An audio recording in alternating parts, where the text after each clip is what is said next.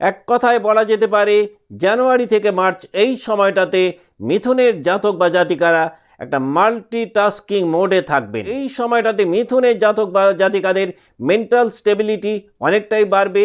বিগত বছরগুলোতে যারা মানসিক দিক থেকে বড্ড বেশি ভারাক্রান্ত ছিলেন তারা কিন্তু অনেক বেশি জোশ পাবে। জুলাই থেকে অগাস্ট এই সময়টাতে কিন্তু আপনাদের হঠাৎ করে আপনারা ওয়েট গেইন করতে পারেন, ডাইজেশনের প্রবলেম কিন্তু এই সময় মিথুনকে কিছুটা সাফার করাতে পারে। ফেব্রুয়ারি থেকে মার্চ এই সময়টাতে কিন্তু আপনাদের একটু স্মার্ট প্ল্যানিং করার প্রয়োজনীয়তা তৈরি হতে পারে।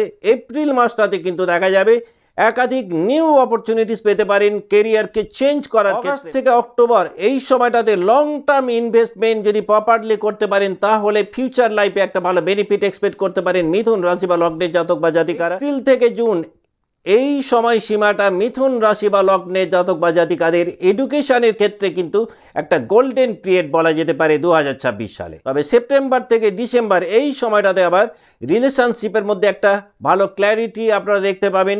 এই সময়টাতে কিন্তু আপনাদের পার্সোনাল রিলেশনশিপের ক্ষেত্রে ট্রাস্ট ফ্যাক্টর পূর্বের তুলনায় অনেকটাই বাড়বে।